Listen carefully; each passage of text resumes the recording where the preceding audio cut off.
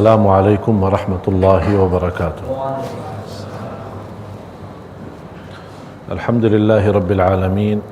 Wa ashhadu an la ilaha illallah wahdahu la syarika lah waliyus salihin. Wa ashhadu anna sayyidana wa nabiyyana Muhammadan abdullahi wa rasuluhu as-sadiqul amin. Allahumma salli wa sallim wa barik ala sayyidina Muhammadin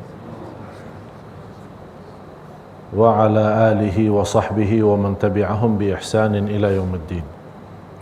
Subhanaka la ilma lana illa ma 'allamtana innaka antal alimul hakim. Maha suci Allah, kami tidak mempunyai ilmu apa-apa, hanya saja apa yang diberikan oleh Allah Subhanahu wa ta'ala.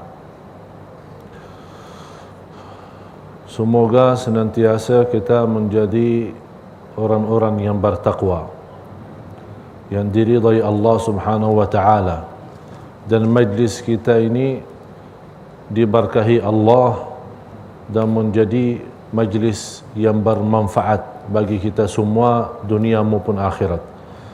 Amin ya rabbal alamin.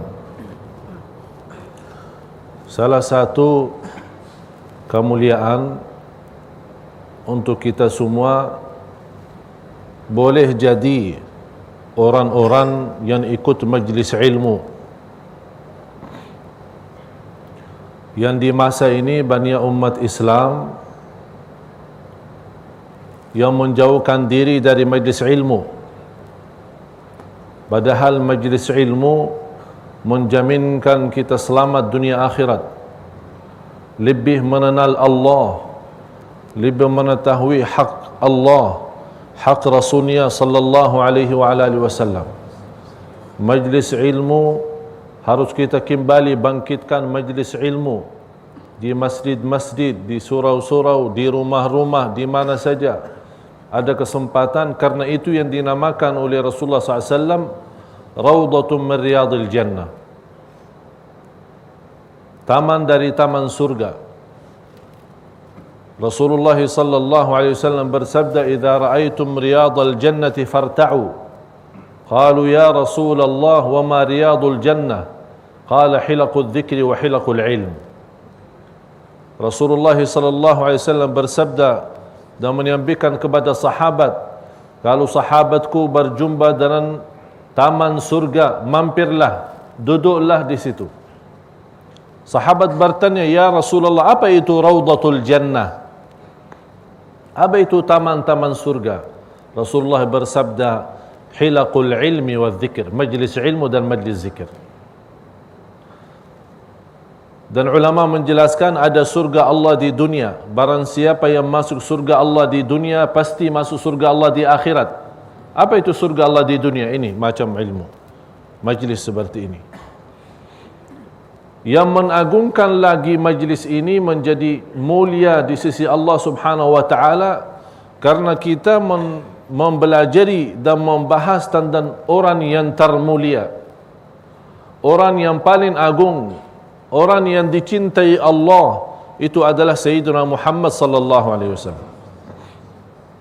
Berapapun habis waktu untuk mempelajari sejarah dan sirah Nabi Muhammad sallallahu alaihi wasallam, tidak sia-sia, tidak mubazzir. Habiskan umur kita semua untuk mempelajari sirah beliau. Dan malu kita kalau menjadi orang-orang yang tidak mengetahui sirah beliau. Ikut maulid, tapi nama beliau saja tidak tahu. Nama beliau saja tidak tahu.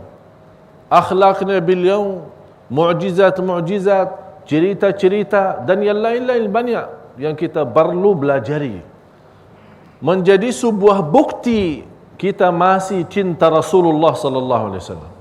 Karena orang yang mencinta Rasul bukan hanya sebuah ucapan atau sebuah kata. Yang terbukti kita cinta Rasul adalah amal kita, amal salih kita. Jangan kita orang-orang yang istiqamah ikuti maulid, tapi kalau dia di rumah tangga bersama istrinya, na'udzubillah, akhlaknya buruk, akhlaknya tidak sopan. Rasulullah sallallahu alaihi wasallam bersabda di hadis yang sahih, khairun nasi khairukum li ahlih sebaik-baik manusia yang terbaik sama keluarganya, terutama istri. Wa ana khairukum li ahli, dan kata Rasulullah, dan aku yang terbaik terhadap istri. Baik akhlaknya sallallahu alaihi wasallam.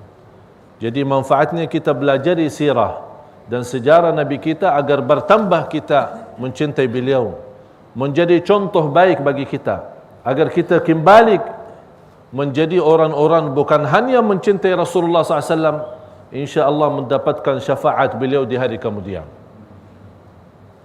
Jamaah sekalian, sallu ala Rasulillah. Kelahiran Nabi Muhammad sallallahu alaihi wasallam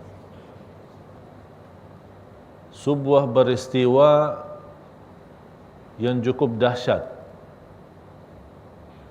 Apakah kelahiran manusia dahsyat? Kelahiran manusia dahsyat? Tidak, biasa saja. Kita semua lahir juga. Tapi ini beda sama yang beda. Beda sama yang lain sallallahu alaihi wasallam. Rasulullah sallallahu alaihi wasallam diceritakan sama ibunya Siti Aminah. Selama dia hamil membawa beliau sallallahu alaihi wasallam tidak merasakan apa-apa. Tidak merasa lelah, tidak merasa sakit, tidak merasa keberatan sebagaimana ibu-ibu yang merasa saat dia hamil. Dan di malam melahirkan Rasulullah sallallahu alaihi wasallam, ibunya Siti Aminah melihat mimpi. Ada yang memberitahu akan dilahirkan orang-orang yang amat mulia. Begitu dia dilahirkan, bacalah wahai ibunya, u'idhuhu bil wahidis samad. Di riwayat lain, u'idhuhu billahil ahadis samad min kulli syarri hasid. Aku melindungkan Allah, atau berlindungkan orang itu kepada Allah subhanahu wa ta'ala yang Maha Esa dari segala keburukan, dari segala hasud. Ini sebuah doa untuk kita terapkan saat kita punya anak hari kelahirannya, untuk meminta perlindungan kepada Allah subhanahu wa ta'ala agar anak kita tetap selamat dan jauh dari hal-hal buruk, atau jauh dari godaan syaitan dan jin manusia. Jamaah sekalian yang dimuliakan Allah subhanahu wa ta'ala, kata Siti Aminah, sekarang kita kembali, biar Siti Aminah saja ibunya Rasul menceritakan apa yang terjadi. Siti Aminah menceritakan saat kelahiran Rasulullah sallallahu alaihi wasallam keluar cahaya yang amat besar. Sambil dari cahaya itu membentukkan gambar. Terlihat dalam isi gambar itu kota Basra, kemudian Asyam, bagian Iraq dan bagian Syam. Itu tanda apa? Terlihat cahaya. Karena di saat itu yang menguasai dua tempat itu adalah musuh Islam. Jadi tanda cahaya saat kelahiran Rasulullah artinya Islam akan sampai ke sana. Ini kabar gembira agar ibunya juga lebih tenang saat menghadapi memiliki anak seperti ini sallallahu alaihi wasallam. Dan yang lebih dahsyat lagi, kelahiran Rasulullah sallallahu alaihi wasallam bukan seperti anak lain. Langsung beliau dilahirkan ke dunia ini dalam keadaan sujud, mengangkat kepalanya ke atas, menunjuk jarinya kepada langit. Wulida masruran makhtunan makhulan. Rasulullah sallallahu alaihi wasallam dilahirkan sudah disunat, tidak perlu disunat. Kalau kita punya anak kan disunat, kalau di hari yang ketujuh atau ada kebiasaan sambil sudah masuk kelas sekolah baru disunat. Padahal sunnah Rasulullah, kalau kita punya anak lelaki, kalau mau dikhitan, mau disunat di hari yang ketujuh. Ini sunnah Rasul. Dan terbukti secara medis itu lebih baik. Jadi dikasih nama di hari yang ketujuh, dikasih nama, bukan bulan yang ketujuh, bukan tahun yang ketujuh. Sudah 7 tahun atau sudah 15 tahun, Alasannya kenapa? Oh, dia masih kecil, kasihan. Tak ada yang lebih kasih sayang kepada anak kita lebih daripada Rasulullah sallallahu alaihi wasallam. Di hari yang ketujuh beri nama, disunat dan diakikah. Itu sunnah Rasulullah sallallahu alaihi wasallam. Ada lebihnya kalau lelaki dan perempuan boleh dicukur dia punya rambut kepala dan ditimbang di bagian emas terus jual. Dia punya berapa gram sanan harga emas dan harga itu kita berikan sedekahnya. Kelahiran Rasulullah sallallahu alaihi wasallam, cuba bayangkan jemaah sekalian, Rasulullah dilahirkan ke dunia dalam keadaan sujud. Sujud. Kepalanya menuju ke atas. Kemudian jarinya menuju ke atas kalimah syahadat, seolah-olah ada kalimah syahadat. Seperti ada seorang jemaah meninggal dunia, istrinya bertanya sama saya, dia begitu meninggal susah berbicara, tapi jarinya diajukan seperti tahiyat. Apa artinya? Saya bilang ini tanda dia ucapkan kalimah syahadat. Walaupun dia tidak mampu mengucapkannya dalam lidahnya, tapi dia sudah mengucapkan lewat jarinya. Karena kita saat at-tahiyat, asyhadu an la ilaha illallah. Jadi kalau ada orang meninggal dunia, menaikkan jarinya ke atas, itu tanda orang itu lagi mengucapkan kalimah syahadat. Walaupun kita tidak dengar oleh telinga sendiri. Jamaah sekalian yang dimuliakan Allah, sallu ala Rasulillah. Di saat kelahiran Rasulullah sallallahu alaihi wasallam, muncul di langit bintang yang dinamakan oleh orang Yahudi bintang, namanya bintang Ahmad. Karena ada sifat-sifat Rasul di buku At-Taurat dan Al-Injil.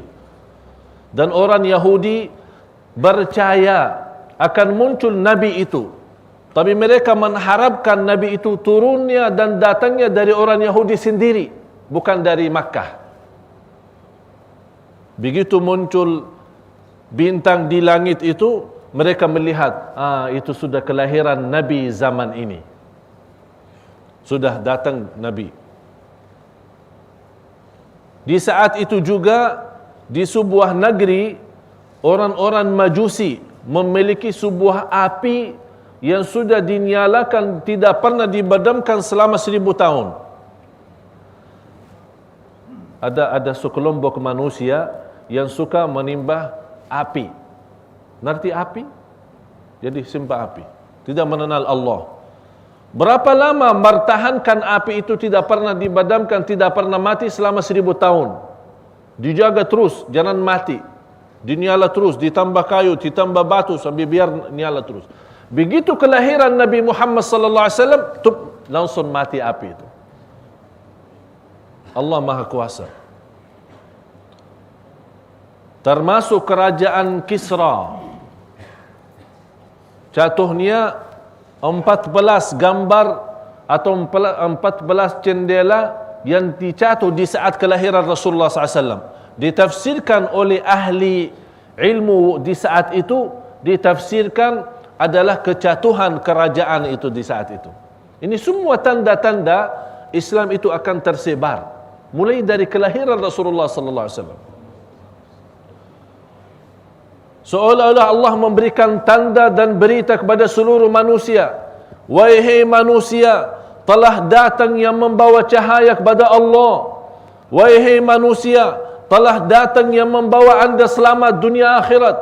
Wahai manusia, telah datang orang-orang yang membawa dari kegelapan kepada cahaya, dari kezaliman kepada adil, dari kebohongan kepada jujur, dari khianat kepada amanat, dari hancuran menjadi bersatuan. Itulah Muhammad sallallahu alaihi wasallam. Sangat berguna, bermanfaat, terpilih oleh Allah menjadi orang-orang bukan hanya membawa umat Islam saja, membawa seluruh manusia kepada keselamatan. Oleh karena itu, saat kelahiran beliau sallallahu alaihi wasallam, semua bersenang. Kakeknya Abdul Muttalib, pamannya Rasulullah Abu Lahab, yang kita sama-sama baca tabbat yada abi lahab wa tab, senang pas dia ada berita kelahiran Muhammad sallallahu alaihi wasallam. Malah Thuwaibah seorang pembantu di rumahnya Abi Lahab. Di saat Siti Aminah melahirkan, ada Thuwaibah di situ. Siti Thuwaibah ini habis kelahiran Rasulullah SAW, dia datang kepada Abu Lahab memberitahu, ini sudah Siti Aminah melahirkan. Akhirnya Abu Lahab membebaskan perempuan itu Thuwaibah menjadi orang-orang bebas. Sudah, mau kerja di mana saja silahkan. Saking senang dan gembira. Pertama yang mensusui Rasulullah sallallahu alaihi wasallam adalah ibunya sendiri, Siti Aminah. Habis kelahiran Rasulullah SAW, disusui oleh ibunya. Yang kedua, Thuwaibah. Ini pembantunya Abu Lahab. Baru datang yang namanya Siti Halimah. Jadi pertama yang mensusui Rasulullah SAW adalah ibunya sendiri. Yang kedua, Siti Thuwaibah. Thuwaibah itu adalah pembantu di rumahnya Abu Lahab. Yang ketiga baru Siti Halimah. Ada riwayat 8 orang yang pernah mensusui Rasulullah SAW. Tapi yang jelas, yang tidak ada berbeza pendapat antara ulama adalah 3 itu yang saya sebutkan. Dan kebiasaan orang Arab di saat punya anak baru dilahirkan, punya kebiasaan mereka menerimkan anak itu kepada daerah kampungan, ya, macam desa atau kampung atau daerah-daerah yang jauh dari kota. Apa hikmahnya? Karena kebiasaan mereka yang dipasarkan dan dididikkan di luar kota itu lebih berguna. Pertama, untuk dalam bahasa. Yang kedua, dari sisi makanan. Yang ketiga, dari sisi cuaca, alam. Dan yang keempat, agar dia melihat bagaimana cara kehidupan orang-orang kampung dan orang miskin. Sudah Rasulullah sallallahu alaihi wasallam saat selesai disusui oleh ibunya, kemudian Thuwaibah dibawa Ummu Aiman kepada kakeknya Rasulullah adalah Abdul Muttalib. Abdul Muttalib begitu melihat Muhammad sallallahu alaihi wasallam, beliau sangat gembira dan bahagia. Dan beliau berkata, ini anak pasti memiliki kekuasaan dan kemuliaan yang luar biasa. Karena dia melihat banyak tanda-tanda yang diberikan oleh Allah Subhanahu wa taala kepada Nabi Muhammad sallallahu alaihi wasallam. Jadi Nabi Muhammad sallallahu alaihi wasallam orang mulia sebelum jadi nabi. Sebelum terpilih menjadi rasul, sudah mendapatkan banyak kemuliaan dari Allah Subhanahu wa taala. Nanti dalam cerita kita akan mendengar bagaimana keberkahan yang dibawa oleh nabi kita Nabi Muhammad sallallahu alaihi wasallam. Dan kakeknya Rasulullah Abdul Muttalib memberikan nama Muhammad. Ditanya, kebiasaan di negeri Arab tidak mengenal yang namanya Muhammad. Abdul Muttalib, Abdullah, Abdul Izza, Abdul Ka'bah, Abdul Malik. Tapi kata nama Muhammad ini jarang ada. Orang bertanya kepada Abdul Muttalib, tujuannya apa diberikan nama Muhammad? Kata Abdul Muttalib, agar dipuji oleh seluruh manusia di bumi. Itu nama Muhammad. Huwa Muhammadun wallahu mahmudun. Huwa Muhammadun wallahu mahmudun. Artinya Allah mahmud, Allah memiliki segala sifat kesempurnaan. Segala kesempurnaan bagi Allah. Kita baca, Alhamdulillahi Rabbil Alamin, segala puji bagi Allah.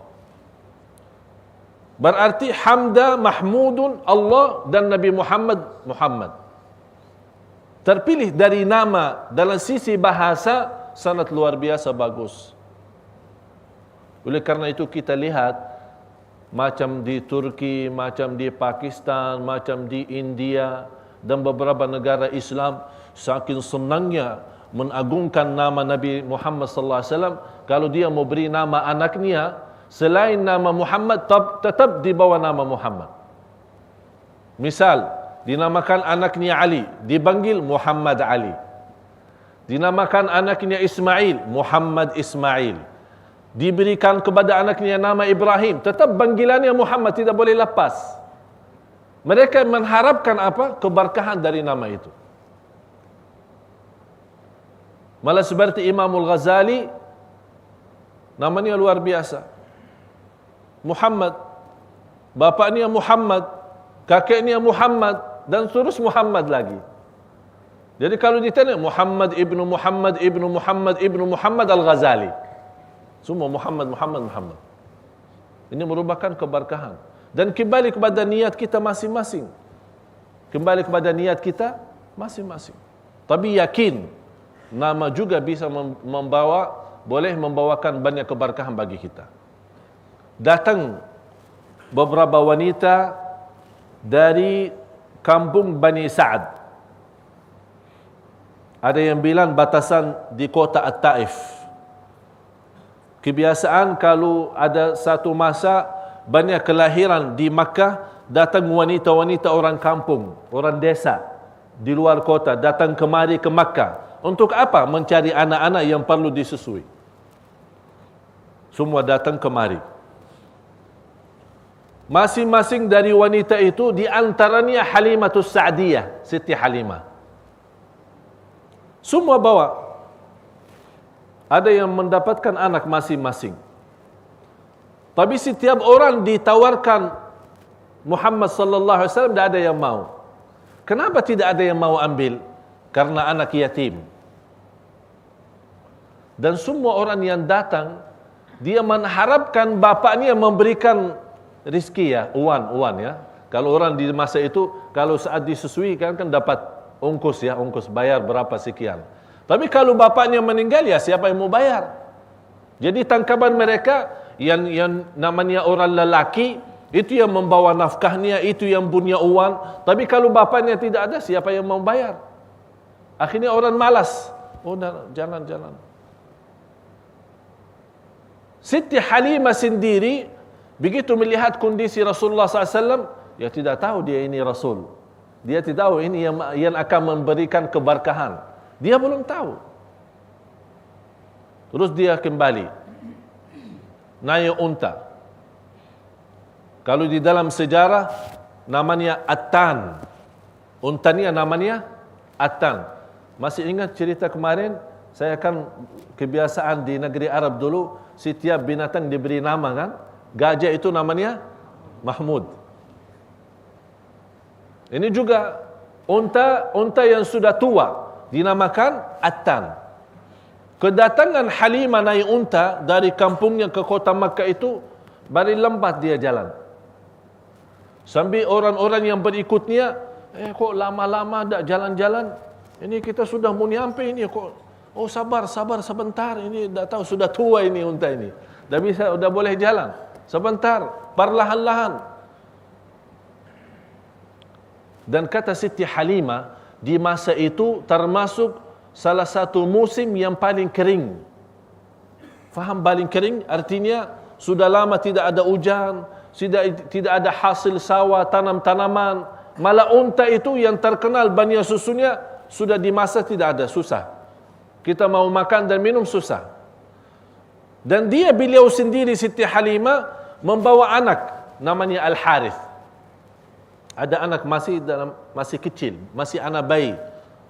Dia juga nangis terus karena tidak pernah bisa kenyang dari minum susu.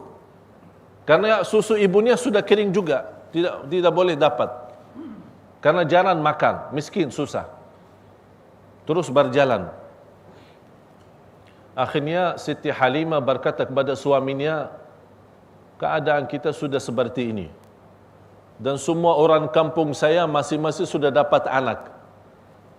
Cuma tinggal satu itu, namanya Muhammad, anak yatim. Ya kita ambil saja. Pada kita pulang tak bawa siapa-siapa. Udah, mobilan apa, tidak ada jalan lain. Pada saya pulang, orang-orang lihat, ini tak bawa apa-apa, saya malu. Ya udah, bawa aja lah. Kata suaminya, bawa aja. Pada pulang kosong, lebih baik bawa. Terus datang bawa Nabi Muhammad. Biarkan Siti Halimah menceritakan. Biarkan Siti Halimah menceritakan apa yang dia dapat sesudah membawa orang-orang yang terisi berkah yang luar biasa. Kata Siti Halimah, begitu kita menggendong anak itu, langsung minum dari susu Siti Halimah. Yang sebelumnya, kata Siti Halimah saja sendiri, saya masih belum boleh mendapatkan banyak susu untuk anak saya sendiri. Tapi begitu gendong anaknya, Masya Allah sudah terisi dia punya badan. Masya Allah. Ini barakah. Rasulullah SAW minum susunya sampai habis. Kemudian Al-Harith yang sebelumnya nangis saja, tidak mendapatkan enak tidur karena lapar terus. Begitu dia bersama Nabi Muhammad SAW, sudah bisa boleh kenyang, kemudian enak tidur. Kata Siti Halimah kepada suaminya, oh anak saya juga ikut tidur, subhanallah. Ada berita baru, tapi mereka belum tahu. Belum tahu di situ ada tangan Allah. Ada kekuasaannya Allah. Karena mereka membawa seorang yang amat mulia, Muhammad sallallahu alaihi wasallam. Apa yang terjadi selanjutnya? Dalam perjalanan mereka sampai pulang kampung, dan banyak keberkahan yang didapat oleh mereka, dan banyak rahasia-rahasia sejak kelahiran Rasulullah sallallahu alaihi wasallam dan sebelum menjadi nabi, yang insya-Allah kita akan sama-sama mendalami dan mempelajari dalam pertemuan yang akan datang. Semoga bermanfaat bagi kita semua, dan semoga insya-Allah sebagaimana kita sama-sama berkumpul di majlis ini, mudah-mudahan kita sama-sama jumpa lagi di surga Allah bersama Nabi Muhammad sallallahu alaihi wasallam. Innallaha wa malaikatahu yusalluna 'alan nabi ya ayyuhalladzina amanu sallu 'alaihi wa sallimu taslima. Allahumma salli wa sallim wa barik ala sayyidina Muhammad wa ala alihi wa sahbihi wa sallam. Walhamdulillahi rabbil alamin.